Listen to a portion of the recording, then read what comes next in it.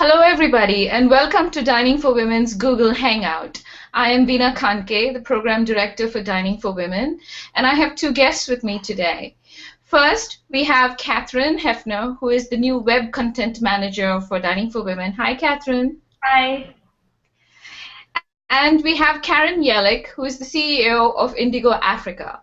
Indego Africa is an innovative social enterprise that supports women in Rwanda in order to break the cycle of poverty through economic empowerment and education. So Karen, why don't you go ahead and tell us about your program? Thank you very much, Veena. Give me 1 second to get the PowerPoint up. And I must say it is a pleasure to be with everyone here today. I have so much admiration for what DFW has done and will continue to do for women around the world. So as Veena said, Indego Africa is a nonprofit, and we do consider ourselves innovative, that works with female artisans in Rwanda, which is a landlocked country in East Africa that rebuilt from the ashes post the genocide it experienced 21 years ago in 1994. So a little bit about the history of Indego. It was founded in 2007 by a young man who was an attorney at the time in the U.S. named Matt Mitro, who had grown up living in various countries in Africa because his father, Tom Mitro, worked for Chevron. And both father and son were struck over the years by the remarkable skill and entrepreneurial spirit of the women artisans that they met in Rwanda, a beautiful country with a complicated history. They were also struck by a glaring problem. These women, despite their incredible skills, were living in abject poverty, struggling to get by without markets to sell their goods or the education needed to run their business. Indego Africa was created to address these issues of access and of opportunity. So, who we are. Our mission is to transform the lives of female artisans in Africa through economic empowerment and education. We combine job creation with business training to help women earn a sustainable income in the short term and to develop the skills they need to become dynamic businesswomen for the long term. How do we do this? Starting with 2 co-ops and 50 women in 2008, today, Indego partners with more than 800 women and 22 artisan cooperatives across Rwanda who create beautiful handmade products using traditional Rwandan crafts with Indego's modern design twist. Every cooperative specializes in a different skill, such as weaving, sewing, hand embroidery, cowhorn, metalworking, all of which require an immense amount of skill and artistry. Here you see women at Imisari dyeing sweetgrass, and by the way, this hot pink sweetgrass is for baskets that were made for J. Crew. These were colors that they picked. We pay our partners a fair trade wage for their handcrafted goods, export them, sell them in the U.S. and around the world through 3 distribution channels: our online retail, IndegoAfrica.org, wholesale boutiques across the country, and custom orders where we work with major brands. As you can see in the images, our brand has a range of products, from brightly colored hand-woven baskets, jewelry, baby clothing, accessories, and more. This slide, and I know it's a little complicated, illustrates both the revenue and operations stream of our model. What's important to stress here is that 100% of our profits from sales, and this is after cost of goods sold, along with grants and donation, fund both the on-the-job training, which is our production team working closely with the artisans day in and day out, and the education programs for our artisan partners. Our education programs have evolved. When we started in 2008, we found that the vast majority of our artisan partners had had their education interrupted during the '94 genocide, and some never went to school at all. In a post-conflict society, they have led a difficult life of poverty, with many continuing to struggle every day with psychological trauma and some with HIV. But we taught a range of topics, and we had to do it at various levels depending on where the student was. And we taught it on-site at their cooperatives. And it included things from basic literacy in their own language, Kinyarwanda, to English, business management, and technology skills. And this worked very well for the past 8 years. But today, we've taken our education programs to a new level. And this is where Dining for Women comes in. The Leadership Academy. Dining for Women is generously supporting our groundbreaking Leadership Academy, which is an advanced business education program launched in Kigali on October 1st, 2014. Dining for Women is underwriting program costs associated with the training, facility, and mentorship components of the Academy for the next 2 years. We cannot thank the DFW community enough for helping make the Leadership Academy possible. So to give you a little bit of background on the Academy, in 2013, we undertook an assessment of the education programs I described that had been going on site at the cooperatives, and we found something very exciting. Some of our artisan partners had completely mastered our training courses and were ready and eager to take their education further. This was a huge achievement and a strong testament both to our programming and to the incredible determination of our partners, particularly given the context and history of Rwanda.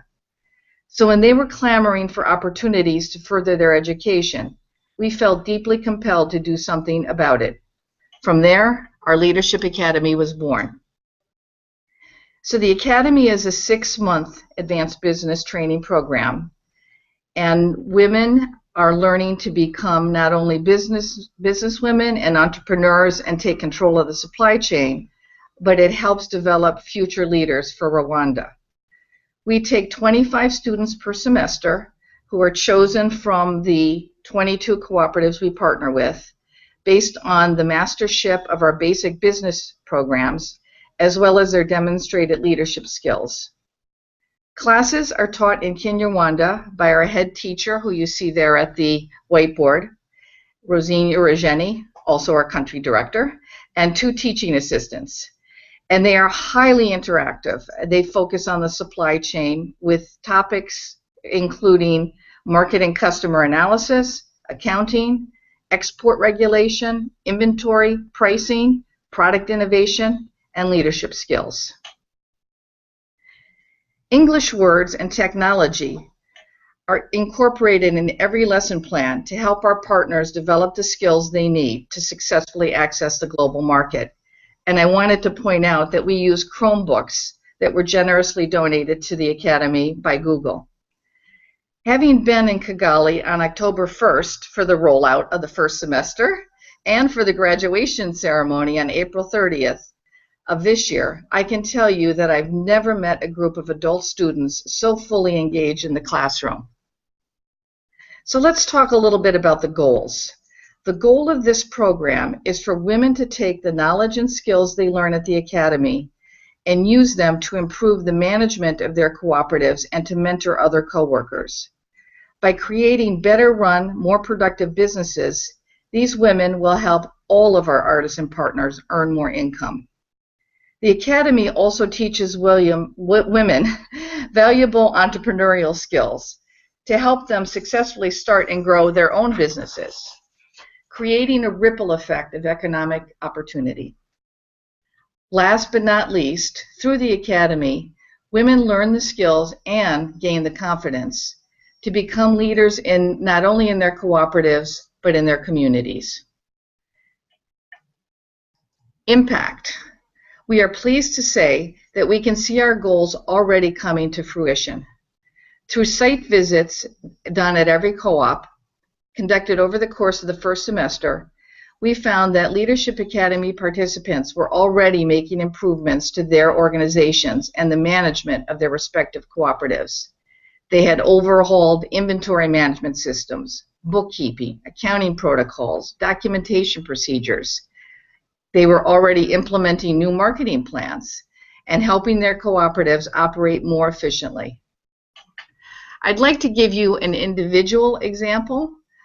This is Dafros, who is a member of the knitting cooperative, IKU, who also owned a cafe at a local university in Kigali, where she sold snacks and school supplies to students. Her cafe was doing okay with modest sales, but after her 6-month advanced business training at the Leadership Academy, Dafros has big plans to diversify her offerings and grow her customer base. Quote, "At the Leadership Academy, I learned to sustain and grow my business. I will always need to think of new ideas, to be innovative." End quote. Dafros now plans to sell hot food and is saving up money to purchase photocopying machine. She is also going to expand and open a second shop at another university in Bugesera. In conclusion, I'd like to leave you with a group example.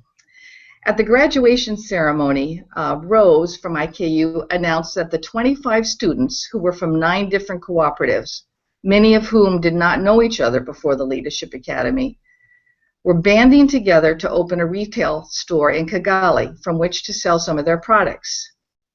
To me, this is a real testament to the power of the classroom experience to spark creative entrepreneurship, which is what the Leadership Academy is all about. Vina, do you want to open up for questions now? Yes, Karen, thank you so much for that wonderful presentation. Explain to all of us at Dining for Women what makes Rwanda so unique.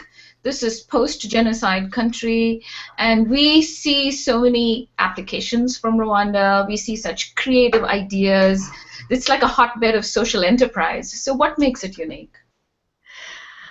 Well, after the genocide ended in '94, 70% of the country was female. And lives were shattered, the economy was destroyed. The government focused on rebuilding and reconciliation, and it was women who helped do that for Rwanda. Now, this is a country with no oil, no metals in mining. Essentially, it's coffee is the main crop, and there's some ecotourism with gorillas, and the entrepreneurial talent of its women. The government, upon starting to rebuild, encouraged the formation of artisan co-ops as a way to access the export market, and also instituted very strong, transparent, non-corrupt policies. It just was not going to be tolerated. They focused on using the Singapore model as Rwanda was being rebuilt. And women who once defined themselves as Tutsis or Hutus began to work side by side in these co-ops. Everyone was Rwandan now. But they lacked the resources and the education to access the export market. And that really, for Indego Africa, set the stage to begin our mission and add value. Mm-hmm. That's wonderful. So certainly it seems like good governance is working really well for Rwanda at all levels. So what are the future plans for Indego Africa? Are you going to expand your cooperatives in Rwanda? Are you going to look elsewhere? It's always been our vision to empower as many women as possible throughout Rwanda and Africa. As we build more market demand, we are able to onboard even more cooperatives. When we just did the big order for J. Crew in January and February, we were able to bring 2 more weaving cooperatives on board. And we also are going to begin, hopefully, we're waiting to hear back from the U.S. Embassy, a pilot project working with refugee women in Rwanda, some of whom have been on the Congolese border of Rwanda for the past 20 years. Mm-hmm. And the pilot project would take, we're going to work initially with 24 women and integrate them into the various 22 cooperatives we work with. 3 days a week, they would have the vocational training on site at the cooperative, and then 2 days a week have basic business training taught by Indego Africa. And also, after 8 years of beginning our mission in Rwanda, I'm excited to tell you that we are going to expand our model to Ghana. And Rosine Origeni and I were in Ghana in April for 2.5 weeks doing due diligence in the Kumasi region. And we met some wonderful artisans, and we're starting to sample some products now, and we talked to a lot of both government and NGO officials about our education programs, which there's a lot of enthusiasm for. Oh, that sounds wonderful. So, whether you are in Rwanda or whether it's the future in Ghana, what are some of the challenges in setting your programs up? Is it difficult getting the cooperative started? Well, Indego has a whole onboarding process and list of criteria, not unlike the Fair Trade Federation, but our own criteria as well as to standards that cooperatives have to have before we begin working with them. Which would include some of the obvious, like no child labor and sanitary conditions, a safe workspace, etc. But we also do some testing with samples, because if they're not up to the quality that is demanded by the U.S. market, remember, the part of the value added is we're teaching them how to design and make products at a high enough quality that will sell in the West.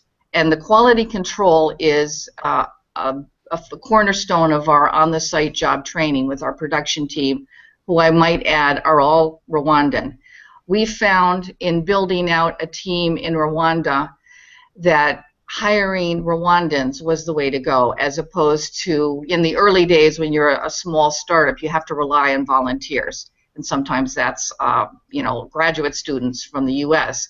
But if you really want to build your organization and capacity, you need to work with a local team. That builds trust in the community. And we plan to do the same in Ghana. Okay.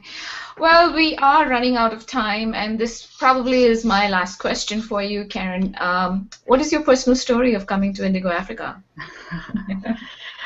Well, education is always been a passion of mine.